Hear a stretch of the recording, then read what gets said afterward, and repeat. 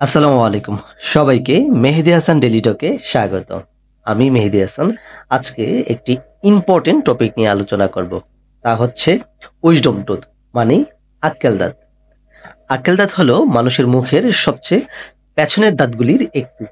এটা সাধারণত ১৭ থেকে ২৫ বছর বয়সের মধ্যে উঠে থাকে।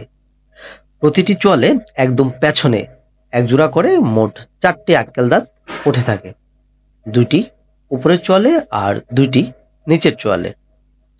তবে সবার মুখে এই দাঁত ওঠে না বা কখনো পুরো দাঁতটি ওঠে না। কেন একে আক্কেল দাঁত বলা হয়?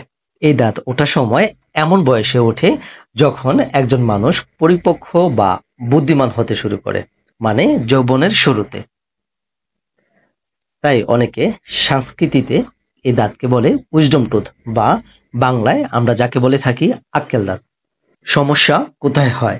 আক্কেল দাঁতের জন্য মুখে অনেক সময় যথেষ্ট জায়গা থাকে না, ফলে দাঁতটি বাঁকা হয়ে ওঠে, পাশের দাঁতে চাপ দেয়, মুখের ব্যথা, ফোলা বা ইনফেকশন করে। কখনো সম্পূর্ণ দাঁতই ওঠে না, মাড়ির নিচে আটকে থাকে। সমস্যাগুলো কি কি হতে পারে? মুখে ব্যথা হয়, খাবার খেতে কষ্ট হয়, চোয়াল লক হয়ে যাওয়ার সম্ভাবনা থাকে, দাঁতের পাশে ইনফেকশন হয়, মুখ থেকে দুর্গন্ধ হয়। এমনকি আক্কেল দাঁত যদি হাড় বা পাশের দাঁতের গায়ে ধাক্কা দেয়, তখন আরো বড় সমস্যা হয়। কখন ডক্টর দেখাবেন? যদি আক্কেল দাঁত উঠতে গিয়ে বারবার ব্যথা করে, মুখ ফোলার সাথে জ্বর আসে, মুখ খুলতে বা গিলতে সমস্যা হয়, দাঁতের পাশে পুঁজ বা ইনফেকশন হয়, তখন দেরি না করে একজন দক্ষ ডেন্টিস্টের কাছে যাবেন। ডক্টরের কাছে গেলে কি করবেন? ডক্টর আপনার এই অবস্থা দেখে একটি এক্স-রে করার পরামর্শ দিবে। ইনফেকশন হলে ওষুধ খেতে হবে। আর দাঁত যদি সোজা না ওঠে, তাহলে সেটা অপারেশন করে ফেলতে হয়, মানে মাইনর সার্জারি। ভয় নেই, এই অপারেশন খুবই সাধারণ এবং খুবই নিরাপদ। আক্কেল দাঁতের ব্যথাকে হালকাভাবে নেবেন না। সময় মতো চিকিৎসা না নিলে সেটা মুখের বড় সমস্যা তৈরি করতে পারে। অনেকে ভয় পান, আক্কেল দাঁত তুললে নাকি চোখের প্রভাব পড়ে, চোখের দৃষ্টি কমে যেতে পারে ইত্যাদি। এই ধারণা কোনো বৈজ্ঞানিক ভিত্তি নেই। চোখ ও আক্কেল দাঁতের স্নায়ু আলাদা। চোখ নিয়ন্ত্রণ করে অপটিক্যাল নার্ভ, আর আক্কেল দাঁত নিয়ন্ত্রণ করে ট্রাইজেমিনাল নার্ভ, এর নিচের শাখা, যেটা মুখের নিচের অংশে সীমাবদ্ধ।